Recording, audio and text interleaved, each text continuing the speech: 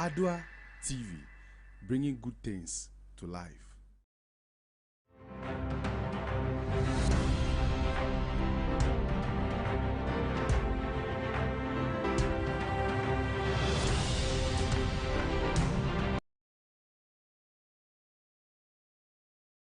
A smile in the future is when you have a retirement plan. Tuesday, 3rd March 2021. Good to come to your homes with another edition of AM News on Adoatv Television. We're live all across the world on TV and online from digital address GA2260733. In our top stories this morning, we'll go to Parliament. There we'll tell you the cases recorded so far regarding their COVID-19 cases in Parliament. Also coming up, President Akufo-Addo is ready to deliver the State of the Nation's address on March 9, 2020. Elsewhere, the IGP assures police personnel over the conspiracy theory of the AstraZeneca vaccines. Details of these and more coming up shortly. You need to stay with me.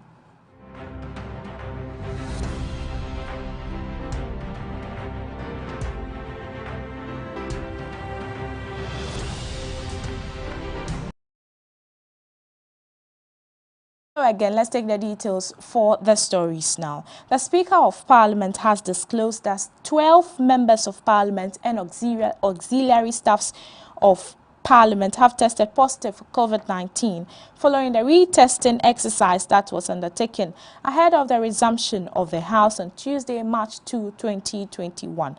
After the 3-week shutdown, most of the cases, according to the Right Honourable Speaker, involves the auxiliary members of the House and a few being members of Parliament.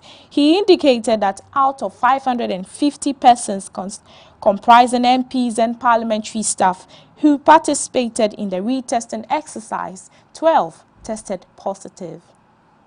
I am happy to inform you that just before we embarked on the induction seminar for continuing members of Parliament, which ended on Monday, 1st March 2021, I again directed the clerk to arrange with the Noguchi Memorial Institute for Medical Research for further retesting of honorable members and staff who earlier tested negative to the virus. This was to confirm the COVID-19 status of honorable members and staff currently within the presence of Parliament. The retesting revealed that out of a total of 550 MPs and staff who retested, only 12 tested positive and are currently in isolation. Majority of them were auxiliary staff. This represents a positivity rate of 2%, which compares favorably with the national positivity rate of between 10 to 12%. It is my expectation that all honorable members and staff who are required to retest actually do submit themselves for the testing. As shown by the results of the retesting, the measures we put in place, including the 3-week break, have enabled our colleagues who were exposed to the virus to overcome the infection. For those of us who are not so exposed, it has been an opportunity for us to reassure ourselves of our status. As we resume today, I believe we will all endeavor to adhere to the time-tested protocols that the COVID-19 pandemic requires of all of us. Let us wear our nose masks religiously. Let us wash our hands at the least opportunity we get whilst we are in the office. Let sanitizers be our companion wherever we find ourselves, and let's maintain social distance as much as possible.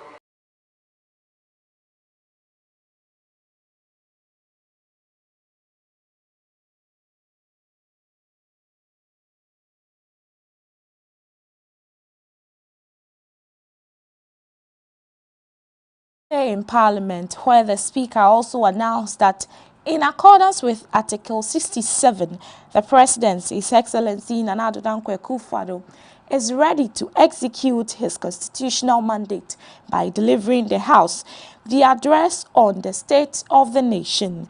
Right Honorable S.K. Bagbin noted that the set date for the President to deliver the State of the Nation's address will be on Tuesday, March 9, 2021. Also, the House will again receive 2021 budget on Friday within the same week. During this meeting, the House will also be privileged to receive His Excellency the President, Nana Addo Dankwa Akufo-Addo, who is obligated by Article 67 of the Constitution to deliver to Parliament a message on the state of the nation at the beginning of each session of Parliament and before a dissolution of Parliament. His Excellency has given an indication to me that he is ready to meet the obligation on Tuesday, 9th March 2021. Still within this meeting, in accordance with Article 179 of the Constitution, His Excellency has given further indication that he is caused to be prepared and is ready to be presented and laid before this House the budget for the 2021 financial year on Friday, 12 March 2021 for consideration and approval. Honorable members will therefore note that we have a rather tall order of business for consideration before the end of the meeting at the close of March 31st, 2021. I humbly entreat all of you to cooperate fully with me and leadership in this regard.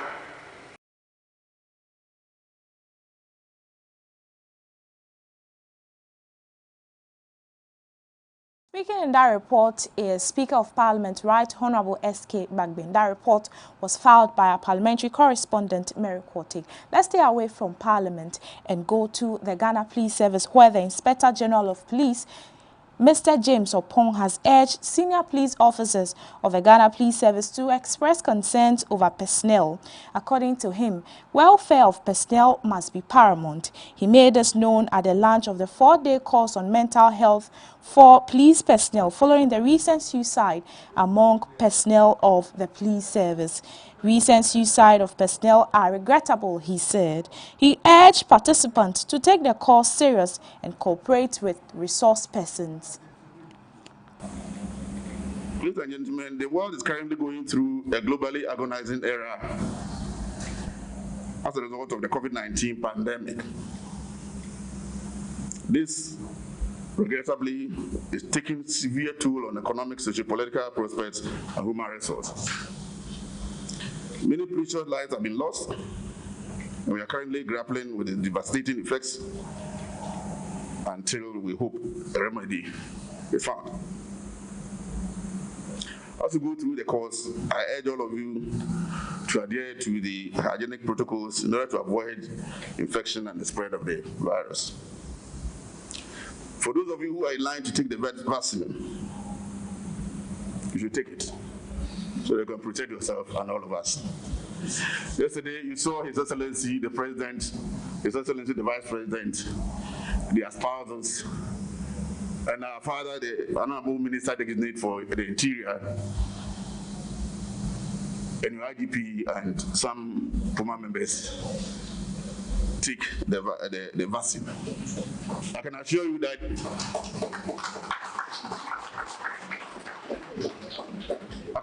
that it is not dangerous. I'm still alive. I'm kicking. And the men, the side effect that you fear, I can assure you that it doesn't happen.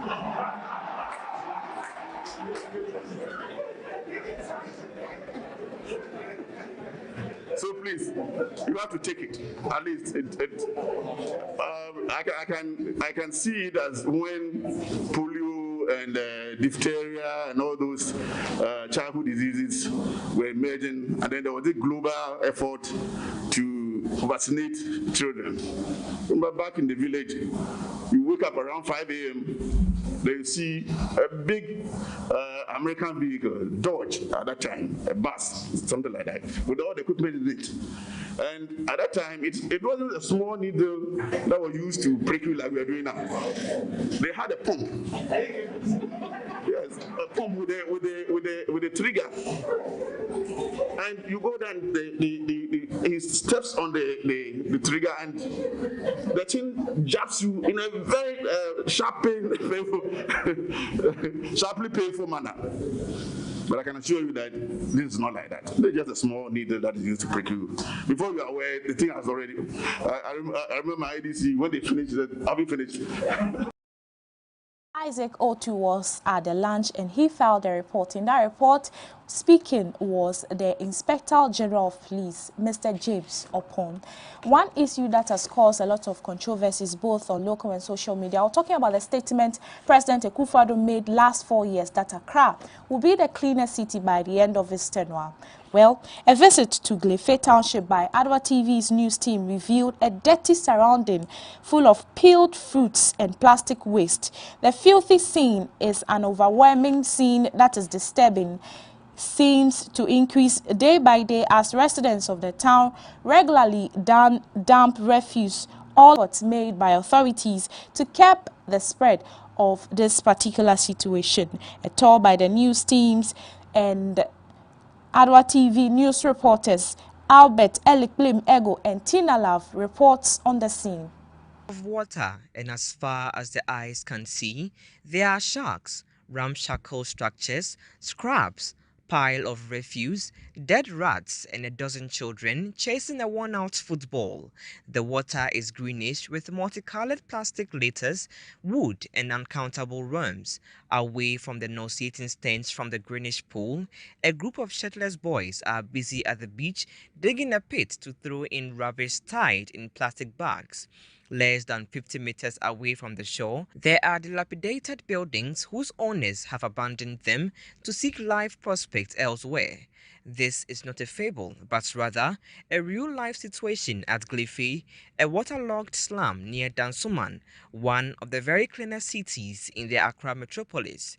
The neighborhood finds itself an unwelcoming neighbor of the violent sea and trapped in filth because city authorities have not done much to manage the situation in the area. Even if they have, some uncourteous residents will have and already brought back the filth in huge piles. While its environment is stomach-churning, the meaning of its name is also on the scary side, a habitation for snakes known in the Ewe language as Gle. The name of the community, according to the chief of the Ewe in Ada community, Ni Amega Amedo II, means the place of Path Adder. The path adders are venomous snakes that live in arid regions, swamps, and dense forest. A bustling hive of people living in a seemingly unending patchwork of decaying cement houses and rotten wooden structures on the wetlands, Glefe appears not to have had any cleanup campaigns with its breathtaking mounds of refuse. The refuse dump, sandwiched between a public toilet and the lagoon, is the first sight that greets the visitor. Sanitation is a major problem in the community. There is no proper means of disposing of refuse. At almost every turn, there is a pile of refuse in dug-out sewers, behind houses and along the beach. The situation is worse when it rains and the rubbish ends up in a pool of water. It leaves almost the entire community in a perpetual stench. Pipelines have also run in dirty gutters. A major concern of most residents is the absence of drains, which means that when the heavens open and the rains come pouring, residents are always vulnerable. For Glefe residents, the beginning of the rainy season is a moment they pray for the heavens to just shower and not downpours. According to the residents, the rainy season is a period to plot an exit plan from the community or simply play into the hands of nature. For a community that has more than an estimated 1,000 houses, it is ironic that there are no constructed drains. What looks like a storm drain overflows with garbage and is invaded by weeds, while the ones dug out by the residents are shallow and choked with sand. Upon arrival at some parts of Gliffey, we chanced on some residents throwing refuse around after several education by the assemblyman and his unit committee members about the health implication of their activities. We spoke to Mr. Owusu Efriye Charles, the assemblyman of Gliffey, and he outlined some of the challenges they go through as authorities of the already sinking in filth and lawlessness residential area. Comes to sanitation aspect in Gliffey, it's not that bad because we've been doing cleanup exercises, but unfortunately for me, I have a tricycle which I use for my cleanup exercises, but the condition of it is not good now. So I have sent it to a workshop for about a month now. It has been there for about a month now, getting to 2 months now. So since that time that I sent the tricycle to work to the shop, I couldn't be able to do a cleanup exercise. That's why maybe you will see some places that we have removed some of the refuse from the gutters to the roadside. But God being so good, I wrote letters to the municipal, I think 3 times, for a compactor so that we can remove and clear. When we remove the filth from the gutters and you did not collect them, it will all go back to the gutters again. So I've written a letter to the municipal, and before you came here this morning, I called the Zoom Lion coordinator who coordinates Ablekuma West, and he has assured me that this Saturday, being a National Sanitation Day, they will get a compactor for me so that I will do the cleanup exercise in the whole electoral area. Start from drugstore, which is Beach Road, drugstore junction, through Royal Hospital, through to Gliffey Station, to Gliffey Transformer, then back to Yellow House 2.6 junction, which is the end of my electoral area. So coming this Saturday, being the National Sanitation Day, I want to use that opportunity to make an announcement to the community so that they will come out in their numbers and support the cleanup exercise that I'm going to do in this Saturday. What has been your challenge so far, especially in terms of sanitation? The challenge is only one: logistics. You see, the logistics that I'm having here is my own personal logistics, the shovels, the rakes and everything. Unfortunately, when the assembly buys them and they give it out to the public for a cleanup exercises, it will end up This is the second term of President Akufo-Addo. We assure you that we'll bring you compelling stories regarding the current situation concerning sanitations in the country. If you just joined us, you're watching AM News on Adoatv Television with me, Nanya Collins, and let's do some business news now. The Ghana Union of Traders Association, GUTA, led by Dr. Joseph Obeng, has called for an emergency engagement with stakeholders over port charges increment. The association explained that it will be prudent to hold emergency stakeholders engagement to prevent any dissatisfactions that may cause agitations for shapers. President of GUTA, Dr. Joseph Obeng, said the trading public disregard entirely the introduction of the new port tariff charges at the moment because activities of the shipping line are not regulated, adding that they can apply this new tariff on both local and freight charges and no one will notice. They should suspend, and that they did not have stakeholder engagement with this, and that we are not in normal times, and that prices of goods and services are escalating in the market, and that this is not the appropriate time for any institution to slap on new charges. If you've observed, freight charges have gone up astronomically from $3,000 per 40-liter container to $13,000 for the same 40-liter container. I mean, there is not the time for organizations such as Kapuha to slap this bill for us. But in any case, they are saying that this charges is not meant for the importer, but meant for the shipping lines. Exactly. But these shipping lines have been cheating on the unsuspecting importer, in that the freight charge that we paid should be embedded in it, all operational charges. And that's why we call on the government to intervene, to regularize the activities of these shipping lines. And that whatever thing that the set charges is a double charge that they are doing, because we pay our freight, and then having paid your freight charges, then they have what they call release charges. That I've made a contract with you, I've paid the services of freight charges, and then when you are offloading the goods to me, you say I should pay again. And that's what we want the government to come in and intervene on our behalf and regularize or streamline the activities of these shipping lines, because most of the things that they do here is not done in other jurisdictions, in other countries. And that's what we are saying. So until any such time that we even allow Japora to slap this charge on us, government would have streamlined the activities of the shipping line, so they do not offload everything on us. What it means is that having paid your freight charges, they again come and slap on you their operation charges, which will be embedded in the freight charges. When you pay for the freight, it should include all the operations of the shipping line. That's the service that they are charging you.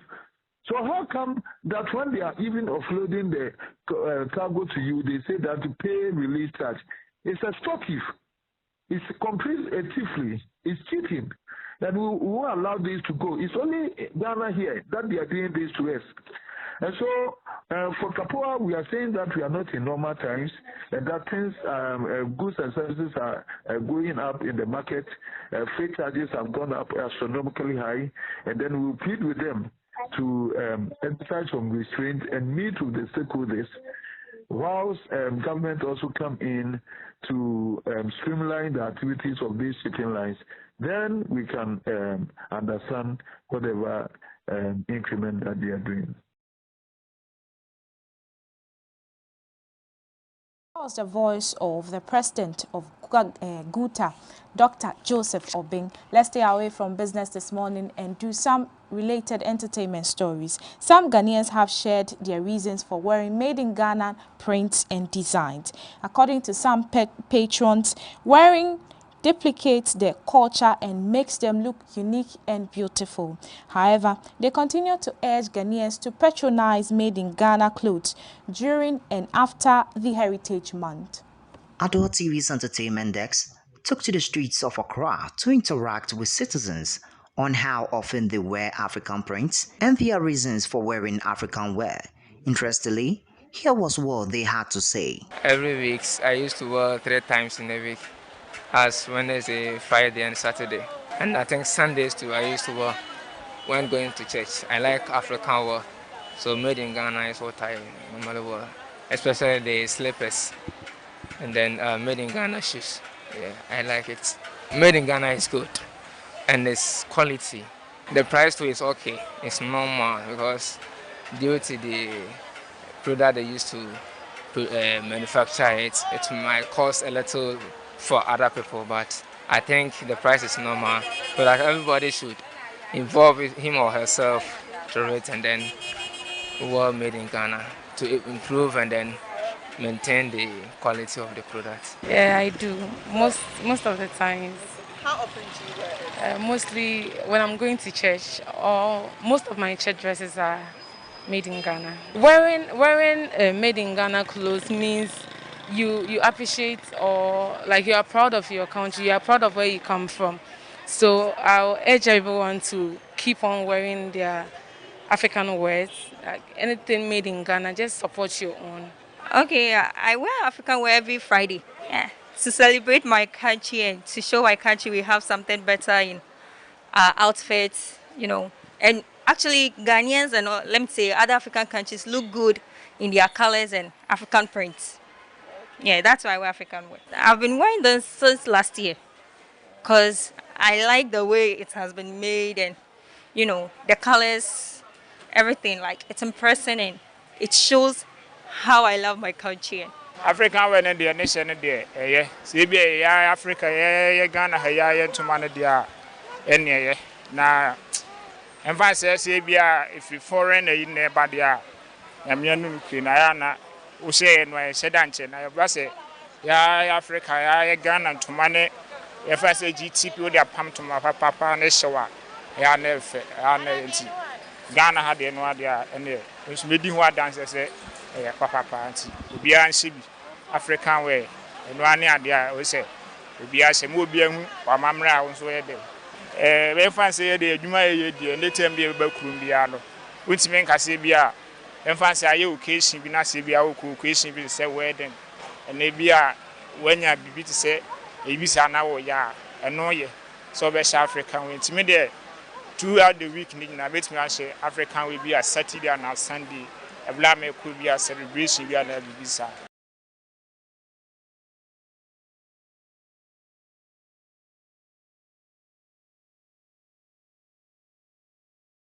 This is how we wrap up on the news this morning, but I'll bring you updates of these stories in a subsequent bulletin. Meanwhile, you can visit our website www.adoatnewsonline.com for more news. A future with a smile is when you have a plan for your pension. Join our Pension Month awareness conversations on all our social media platforms. Also, remember that in the month of heritage, you eat, wear, drink and talk Ghana. My name is Nanya Macolison. Thank you for watching. Please, as always, stay safe. Good morning.